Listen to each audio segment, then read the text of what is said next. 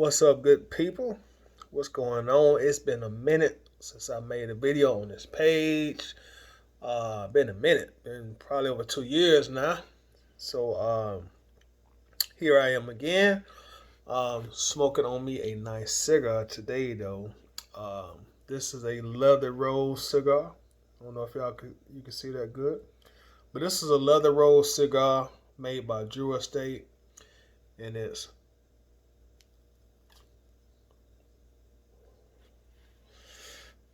a great smoke. It's a great smoke.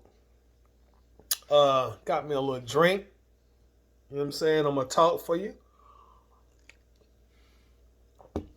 Um, as the title suggests, I wanted to talk about the situation that happened in Dallas, Texas, with this restaurant called True Kitchen and Cocktails. I want to address that. There has been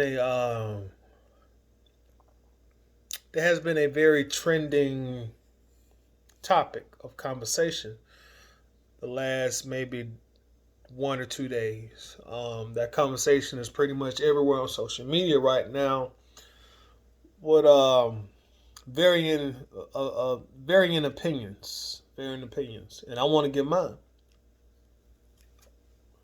Let me just say this: I don't think that owner. I don't think that owner was wrong at all on how he handled himself, on how he addressed the situation, and eventually got his point across in his mind. I don't think he was wrong. If we have to go with a right or wrong aspect, I'm gonna say I totally don't think he was wrong at all. Now let me before I go into the meat of what I want to say. Before I go into the meat of what I want to say,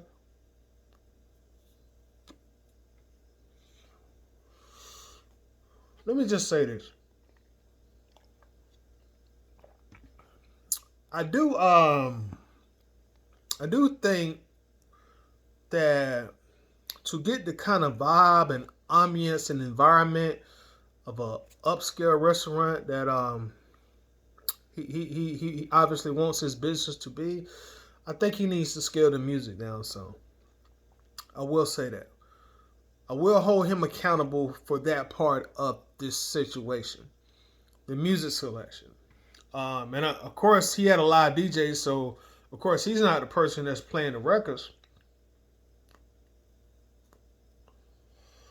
But as he learned a few days ago, you have to have a conversation with your DJ and let them know what kind of music you want played, what kind of records you want played, what kind of vibe you want to be in this restaurant. So I do hold him accountable for that. Um, I heard he was playing like "Throw That Ass in a Circle." When you catch the video online, they playing "Juvenile Back That Ass Up." And those, no lie, those just some get buck, some lit, some turnt, crunk, whatever adjective you want to use, their records. You know what I'm saying? Those records are designed to move the crowd. Those records are designed to move the crowd, and that's obviously what happened. The crowd got to moving. So I do hold him accountable for that. And I'm sure he's learned from this situation.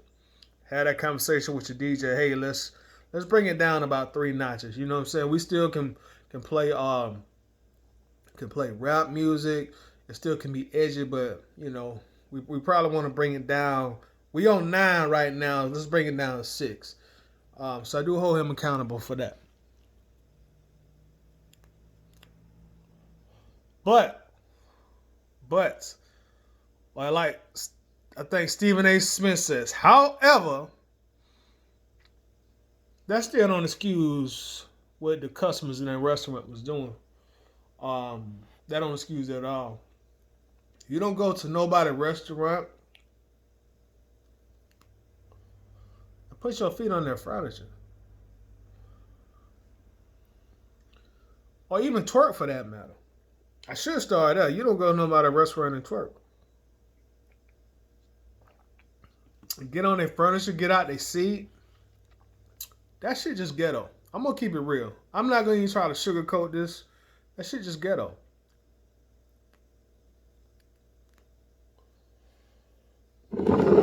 It take a lot to get that type of restaurant off in a city like Dallas. It just take a lot. It take a lot of time. Of course, it take a lot of money. You know, it take a lot of effort. You know what I'm saying? It take a lot of perseverance. It take a lot, man. So to see somebody come in your establishment and get on your furniture and start dancing, that's a slight. That's a big slight. Cause like, if nothing else, that restaurant is his baby. That's his baby. And just like anybody else, you know, they gonna do whatever they gotta do to protect their babies.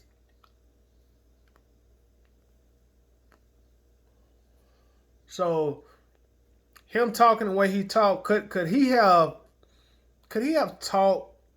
got his point across without cussing? You know what I'm saying? When he told everybody, you know, get the cop. Yeah, he could have. He could have. But you gotta consider the fact, like, this man went and addressed these people twice beforehand about twerking and dancing on his furniture. So he had already addressed the issue nicely. He addressed it in a professional manner. He was courteous at first. If you go back and watch the videos, you can see him coming at one point with them, you know, with his hands in the praying position. And, you know, if you good at reading body language, you can tell he was just trying to be like nice. Hey, you know, we appreciate y'all being here, but, you know, hey, I just ask that you not get on our furniture. I ask that you not dance, you know, but do enjoy yourself. You could tell he went their route with them twice. They still didn't get it. It was almost like they went harder just to spite him. Just to spite him and asking them to stop. It's like they went harder.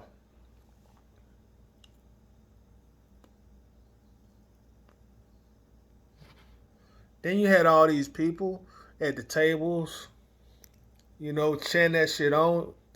I'm chanting. When I say chant, I just mean like, hey, you know what I'm saying? You had people encouraging that. You know what I'm saying? You had people all around the restaurant encouraging that. You know?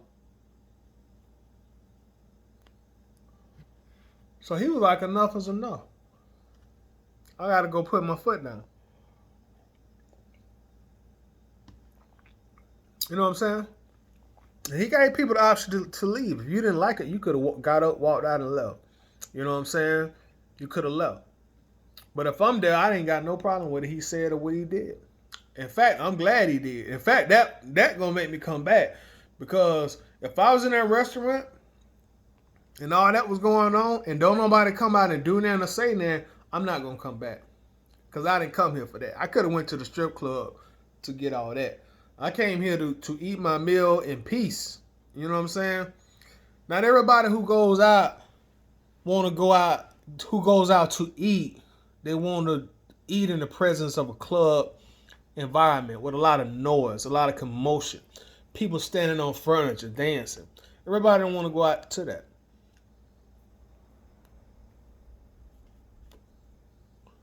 That's not good etiquette. That's not good etiquette. They're showing you don't really know how to act out in public. You ain't got good home training. That's what it shows to me.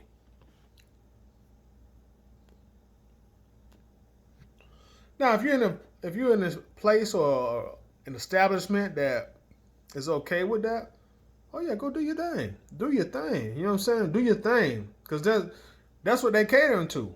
They telling you this type of behavior is okay with us. This is the crowd we want. Obviously, that wasn't the case with this gentleman in Dallas. He came out multiple times getting the people to stop, and they just feel like we're gonna do what we want to do. You know, a lot of customers have an entitled attitude of entitlement in restaurants. I seen it firsthand. A lot of customers feel like just because they dare, they can. It's almost like, man, I can do what I want to do. I'm spending my money. All money ain't good money. I've seen it plenty of times. I've actually went out to eat with people who felt like they had that attitude of entitlement. You know, they feel like since they done sat down and ordered 30, 40, $50 worth of food, they done did you a favor, so they ain't got to tip the server that's bringing them their food and refilling their drinks.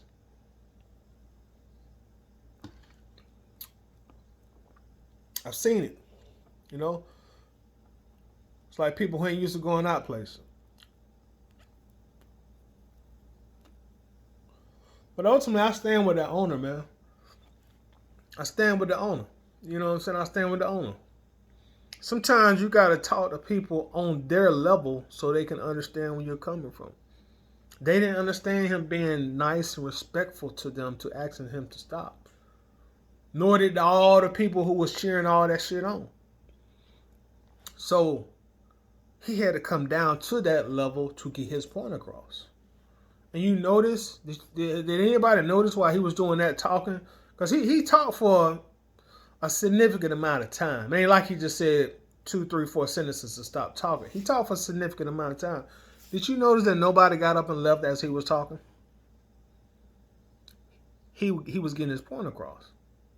At any point, you could have got up, grabbed your belongings, and walked right out. On some man, bump the dude. Bump the dude. Ain't nobody get up.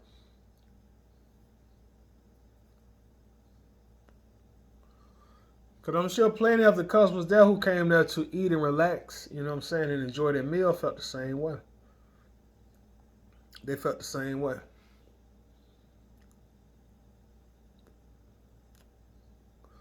So no, you just can't go out and just act like you want to act, you know what I'm saying? Like I said, if you're at a strip club, if you're at an establishment that's okay with that behavior, hey, have at it, you know what I'm saying? Have at it.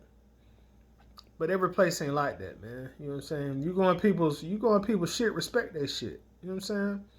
Just like if you come in somebody's house and he or she turn on Too Loud Crew, are you gonna get on their sofas with your shoes on and start dancing? They gonna look at you like you done lost your damn mind. Like, boy, if you don't get the fuck off my shit, you know what I'm saying? They ain't gonna tell you but one time. And we all know that. They ain't gonna tell you but one time. And they ain't gonna invite you back. So stop thinking just because you went out to a restaurant to spend your money that you can just act the way you want to act. No. That ain't what's up. That ain't what's up.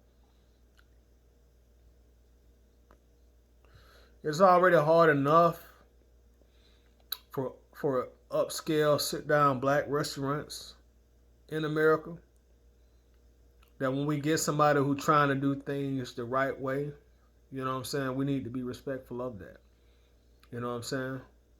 The same people who sit up there twerking and all on this man furniture and shit gonna be the same people 2 years later complaining ain't nothing to do, ain't no good upscale black restaurant for black folks to go to. Them gonna be the same people. You know what I'm saying? They're gonna be the same exact people.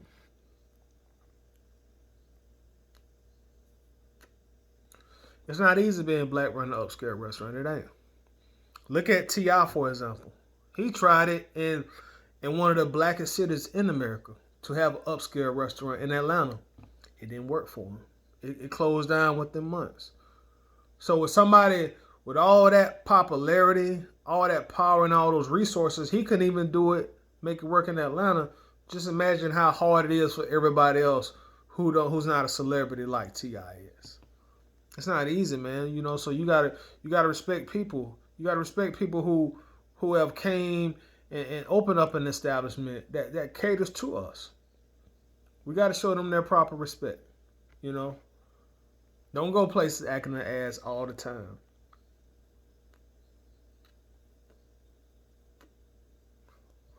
But that's all I got.